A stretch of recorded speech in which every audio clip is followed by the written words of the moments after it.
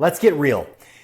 Have you ever been that woman rolling into another Zoom meeting call at 9 a.m., muted, camera off, trying to mask that your body feels like it's been hit by a truck?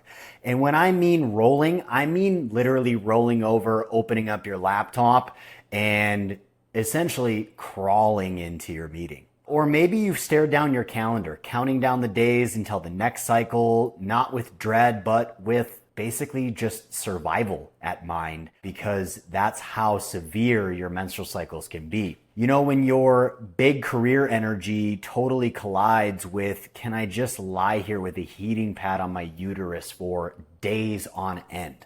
Izzy was a client of mine, 25 years old, and she was on top of the business world. Anyone outsider would call unstoppable. Inside, every month, her body was making her tap out. And I'm not talking about some small PMS grump, mood swings, little bit of cramps, maybe something that could be taken care of by Midol, or some, seemingly insatiable chocolate cravings. I mean periods that were so debilitating she could barely stand up. Imagine being told by a highly educated, well-meaning doctor that your best option is to literally burn away the uterine lining of your internals. It's no wonder so many women are left feeling broken by a system that misses root causes. Welcome to another episode of the Intentional Health for Women podcast. I'm your host, Garrett GQ Query, and today we are going to discuss if your period feels like a punishment, this one's for you. I hear this day in and day out, things that are being missed, whether it be thyroid, whether it be menstrual cycles. And by the way, ladies, thyroid is massively tied to your menstrual cycles. If your menstrual cycles aren't healthy, it may be a thyroid issue. And one of the biggest things I can tell you is you cannot accept just TSH labs or just TSH and T4. We have to advocate for our health and expect more from our practitioners and providers. That is how we seek change, right? For Izzy, things weren't always that intense. She started with mild cramps. They were seemingly manageable. You know the drill. But being the go-getter she was, she adopted an industry standard. Eat less, move more, and just simply repeat that cycle over and over and over. Every diet under the sun, cardio, intensity maxed out, protein barely hitting baseline, and every shortcut she could possibly find. Just simply starving herself, right, for the next thing, barely consuming any food, going through cycles of extreme fasting, all to look good in a swimsuit for the next vacation, look good in that dress for the next wedding, to just end up on the other side binging uncontrollably when she finally hit that day. But with every month, her symptoms just continued to stack up. Fatigue became mood swings. Cramps became full body aches. Her sleep suffered. Anxiety was sky high, but she kept listening to the message, you just need more willpower. It wasn't more willpower. She needed to stop fighting her body. We needed to implement more protein, right? We needed to implement strategic training protocols. We needed to implement appropriate amounts of movement and making sure that her body was sorted. Let's bust this open. The eat less, move more mantra is built for men's hormonal reality. Men's hormones are on a 24-hour cycle and relatively boring and relatively predictable. Women's bodies, a literal symphony of 4 distinct phases across the month, not to mention the added stress of work, family, social expectations. Your body isn't just slacking off, it's following an ancient, powerful programming. And when you starve it, you punish it, and you never rest, your hormones will rebel, and they're gonna rebel hard. Izzy's doctor didn't ask about her nutrition. They didn't ask about her history of restriction, her training volume. They didn't ask about how her gut health was she having regular bowel movements, or whether stress and insomnia were even on her radar. They ran standard labs and they saw normal and focused on fixing the outcome. When I say normal labs, to give you a quick 101 lab lesson, what you're typically going to see in Western medicine practice is going to be a CBC, which is going to be a complete blood count, CMP, complete metabolic profile. You are going to see maybe TSH and T4. Oftentimes it's just TSH really quickly. TSH is going to be thyroid stimulating hormone. That's going to come from your pituitary signaling to your thyroid to create T4. That's an inactive thyroid hormone. So your thyroid creates T4, 90%, 10% T3, and then that goes out into your bloodstream and mainly gets converted in the gut and in the liver, and it needs carbohydrates in order to convert. Right? And thyroid is critical for optimal female function. You are going to need it to regulate your body temperature, regulate your metabolism, regulate just overall energy and feelings of well-being day to day. So when they ran standard Western medicine labs, like I said, we have, lipids, we have CBC, CMP, maybe some thyroid markers, probably liver and kidneys, and that's about it. And generally speaking, especially at a young age, it's very unlikely that these numbers are going to be skewed, even with a great degree of bodily abuse. There's definitely some things that can ping and, cause issues. And the scary part is even a lot of times Western medicine labs, they might check a glucose reading. You'll probably get a glucose, you'll probably get an A1C, but it's an incomplete picture. You don't even get insulin checks, so you don't know what's going on there. I've seen it time and time again. I've seen labs where you see relatively normal glucose, you see relatively normal A1C, but your insulin is sky high, and essentially you are insulin resistant. And that can go on for a long period of time, upwards of a decade, before A1C and glucose are impacted. Glucose is going to be your kind of immediate regulation of blood sugars, and your A1C is going to be essentially your report card of your last 90 days of glucose management. Now, stress can definitely play a huge role here in A1C as well. A1C can be impacted by stress and cause that marker to be skewed. And this is where having your labs interpreted by a functional practitioner that understands not just numbers on a page, but they understand lifestyle factors that can impact these things as well. It's all going to be a critical piece. So let's jump in here. All of her labs came back normal. They couldn't seemingly figure anything out. The solution to them in her situation was an ablation, as if the uterus was the problem, right? And the reason that this was the case was she was having extreme periods, extremely painful. She was throwing a lot of massive clot-like things, debilitating cramps, extreme pain to massive degrees, where she was really having a lot of problems. And so their solution was an ablation, to go in and literally lop out the uterine walls in order to quote unquote fix the problem. The even more terrifying part is they implemented birth control without her consent. They gave her an IUD without consent.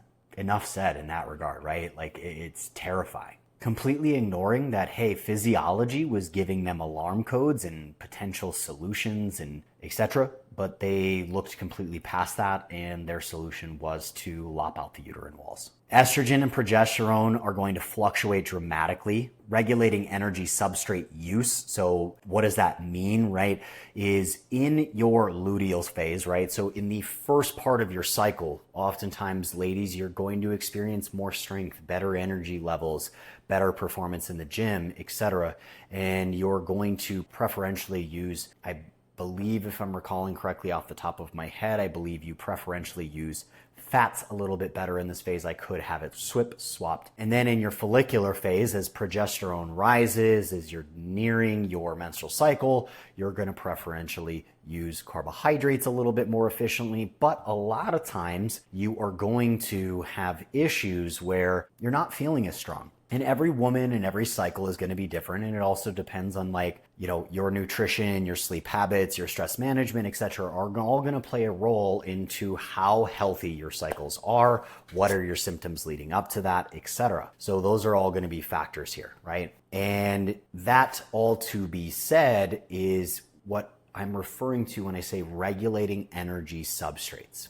Thermal regulation, so body temperature regulation, is going to be changing throughout those cycles and ebbs and flows of hormones for you. Appetite and recovery are also going to be different. So generally speaking, in your follicular phase, a lot of my female clients over the last decade, they get these massive cravings. And you would be amazed is, according to the data, I think that you actually have an increase of roughly 2 to 3% in essentially metabolic demand because of what your body's going through with your menstrual cycle. That means, ladies, you're talking about roughly on average 75 to maybe an extreme amount, 200 calories increase above normal maintenance calories during the latter parts of your follicular phase, that you're going to need some more calories. And so that's where, during which time, oftentimes when working with my female clients, we will slightly increase food during that time frame to improve recoverability, limit cravings, etc., allowing for their bodies to respond better. But it's not a free-for-all where we just get to have a 500 calorie chocolate binge. And oftentimes, if we're strategic about this, if we increase food during that time frame, what we end up seeing and happening is we're able to actually mitigate weight gain during their menstrual cycle, etc., by simply just giving a small amount of increase in nutrition. Low nutrient intake, chronic stress, and overtraining deplete your body's capacity to recover, to build muscle, to handle blood sugar, and ultimately to function. Going back to luteal. So follicular, you want to think first cycle, first part of your cycle, right? Luteal, you want to think late part of your cycle. My bad. Luteal phase, second half of your cycle in particular, peak hormone levels, your body needs more energy and is primed for increased fat oxidation. So again, I swapped them around. So let me clarify really quick. You've got follicular in the beginning. You're going to preferentially, being able to utilize carbohydrates. You're going to notice training performance being up and high, etc. And then in your luteal phase, the back half of your cycle, right, as you're nearing your menstrual cycle, you are going to see a increase in fatty acid oxidation. You're going to have higher resting energy expenditure. And if you ignore this and keep restricting, you set yourself up for crash and burn energy, insatiable hunger, and killer periods. So this is where, like I said, 2 to 3% increase in nutrition in this phase, you're going to notice that you'll have a lot less issues with your menstrual cycle. And because we preferentiate fat oxidation, realistically, you could swap around your macros. Like you could decrease carbohydrates a little bit, increase fats a little bit. That's very possible. Or you can just simply increase carbohydrates if that's what you prefer and you enjoy carbohydrates. Just know that you're going to preferentially oxidize fat for fuel, which isn't an issue. If you're at maintenance calories, just because we're oxidizing fat doesn't mean that we're necessarily losing body fat. It just means we're oxidizing it and utilizing it for fuel. So, signs you may be out of sync, right? Are you always craving carbs before your period? Is that something that's going on for you? Again, going back to what we just talked about, right, is it could be that you need a little bit of extra food, or maybe you've been dieting for too long. That's a big thing that we need to focus on, is biofeedback when you're in a dieting phase. So have you been dieting for too long if your carb cravings are getting extreme? Like I said before, 2 to 3% increase, we should see you be able to make it through your menstrual cycles pretty unscathed and not having these massive shifts and swings and cravings and binges. Do you struggle to recover from workouts in the back half of your cycle? Is that something that you frequently have going on? Again, this could be indicative of like, hey, you've been dieting for too long, or your nutrition isn't simply matching your level of output along with your body's demanding needs during your menstrual cycle. Is your sleep wild, or do you feel like you haven't slept even after 9 hours? Meaning, is it super erratic? Are you waking up frequently? Do you have to use the bathroom? Are you tired and wired when you lay down? Or do you sleep through the night and then you wake up and you feel like you need an IV drip of caffeine? Is your skin consistently breaking out? You're bloated for days. You're emotional for no reasons. None of these things are random. Your body is shouting at you for a new approach to how you're managing your lifestyle right now. Whether that be training, whether that be nutrition, whether that be everyday practices, etc. These are all signs and signals that something is off. Izzy had tried every elimination. Her body was still inflamed. Her gut was wrecked from years of low calories, fiber phobia, and protein was always an afterthought. She felt broken. But when we did a structured elimination focused on adding back what her body actually needed, things changed. Instead of what's the least I can eat to survive, we asked what's the most I can feed my healing. No, it's not just carbs and calories. The science of cycle-based nutrition. Right? Now, I'm not a huge advocate of cycle syncing. I think we're missing the forest for the trees, but in specific situations, in extreme situations, cycle syncing nutrition may be a tool in a toolbox that we use to get you to a better place where you can begin to auto-regulate. Follicular phase, your higher insulin sensitivity, carbs are used efficiently, best time for strength gains, performance, and it allows you to push a bit harder, right? In the luteal phase, more fat oxidation at rest, increased protein breakdown, and usually higher caloric needs. Listen to those cravings as they are biological, right? So again, that's where we go back to, we talked about this multiple times, but it begs reiterating, is 2 to 3% increase in nutrition oftentimes can solve this issue and mitigate, PMS fatigue. It can mitigate cravings. It can mitigate drop off in performance. Cycling calories, adjusting your macros, and modulating training intensity across your cycle. Now,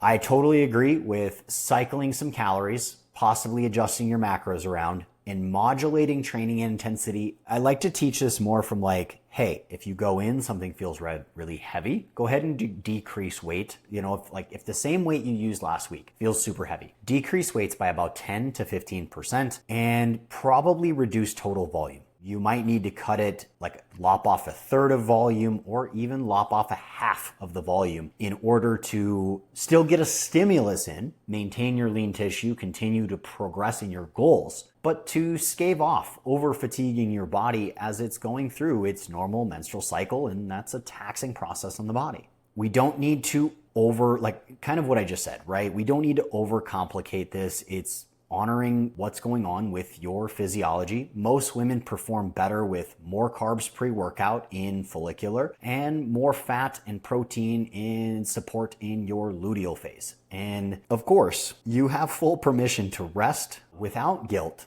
during, PMS / day 1 or 2 of your cycle, especially if your cycle has been messed up for a while. You may need a couple of days. I don't think 2 weeks, right? Sometimes I've heard this over the years is you need during your follicular phase, basically if your period is missing, irregular, or horrifyingly painful, your body is not punishing you. It's a red flag. It's saying, please help us, right? It's saying, hey, your current lifestyle, your current behaviors, they're just simply not it. We need to make some changes to better support what we need.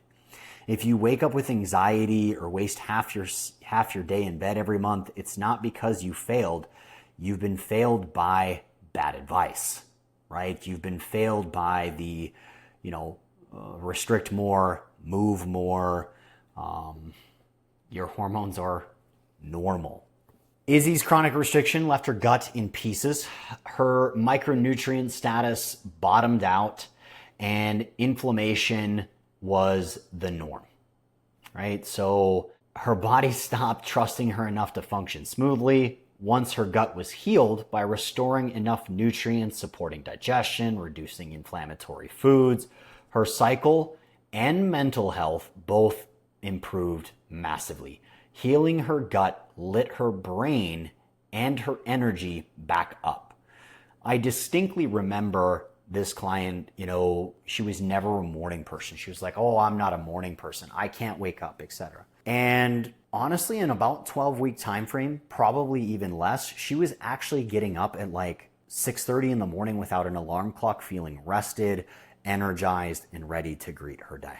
The gut is a hormonal powerhouse. It helps with estrogen clearance, adrenal support, and even blood sugar stability. Chronic restriction and overtraining flatline your gut, less stomach acid, less enzyme output, low microbiome diversity, and leaky gut can become a real situation, right? Supporting your gut is supporting your cycle. Fiber, micronutrients, sleep, and stress management aren't cliches. They are the real hacks. The basics always win, right? So in this situation, in her protocol, we went through an extreme elimination diet supporting her micronutrient status. We implemented targeted supplementation to help guide her situation. We created a training plan dedicated specifically for her to focus on strength, muscle retention, and not overstressing her body. She only trained 2 to 3 days a week, and we focused on 10 to 12,000 steps, absolutely no cardio.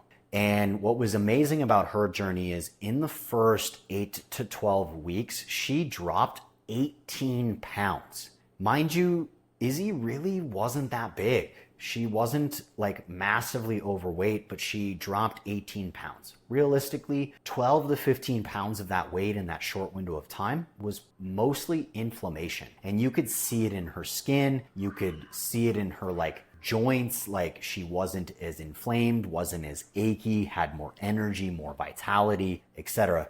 Most of all, her cycle began to regulate and wasn't debilitating. We need to be training with our cycle, not against it. We shifted Izzy from must push every session to intensely focused resistance training in her follicular phase, paired with recovery and lighter work in the luteal phase. And again, this was more so, we really focus on strength, we really focus on performance in the follicular phase, and we utilize basically the same framework of the workout in her luteal phase. And if she was struggling, we would cut off a set. We would either drop weight or cut off a set. It really depended. And as we moved along, her cycle actually started to improve dramatically, and we didn't really have to do that so much anymore. And I've seen that time and time again, not just with Izzy, but multiple clients. We would rest when needed, and the results, fewer injuries, more consistent energy, and actual muscle and performance gains. The emotional impact in Izzy's words. Izzy's confidence wasn't just dropping 18 pounds, it was about getting out of bed before an alarm, glowing skin, nights of deep sleep, and most vitality and sense of true self-trust. As she said, "What makes this different? My coach actually cares. No app, protocol, or quick fix can replace compassion and honest science." Directly from an amazing review that I was honored to receive from this client, here's some things like what to look for. And what can you do? If you're being told surgery is your only option for cycle symptoms, fight for a second, third, a 10th opinion. I don't care what it takes. If clean eating leaves you exhausted, constipated, joyless, it's time to call it out, right? There is a time and a place for elimination diets, clean eating, but there does come a point where we need to drive nutritional habits towards the ability to have the occasional enjoyment in our nutrition and have that flexibility, right? Experiment with matched cycle training and nutrition tweaks. Again, like I said earlier, I think as far as experimenting with cycle of training, I think it's more of auto regulation thing. Nutrition, for sure, it's very easy to kind of flip around your nutrition. You can very easily decrease protein, increase carbohydrates, keep fats pretty stable during your follicular phase, right? And then during the luteal phase, we can increase protein, decrease carbohydrates a little bit, and increase some fats for more satiety, help with that system, and stave off those cravings. But only the basics: real nourishment, eating enough, stress down, movement you enjoy. These things are all going to help with stabilizing your menstrual cycles. Optimization isn't a short, it's graduate level stuff, right? We need to be practicing these things on the regular. This isn't about finding the perfect protocol. It's about finding what brings you back to yourself every week of the month. Common industry myths, right, is some things that I mentioned earlier that we're talking about is I see it all the time is like this cycle syncing crap on Instagram of like, you can be a bad bitch in the gym during your follicular phase and you can, train really hard. And then, like I said earlier, is you need to frolic through meadows and drink tea and live a stress-free life and quit your job, etc. in your luteal phase. And that just simply isn't true. There is room for hard training with modulation. There is room for some modulation in your macronutrients, right? But most importantly is getting in good quality micronutrients, having a good bedtime routine, managing your stress, managing your training volume, etc. If this episode brought you value, struck a chord with you, be sure to follow, subscribe, leave us a review, and do us a favor, share with a friend. I do this at no cost to anybody. I deliver this content for free. I don't take any endorsements. I'm delivering this to you guys to help serve you, and I hope this helps. Remember, we are not normal, we are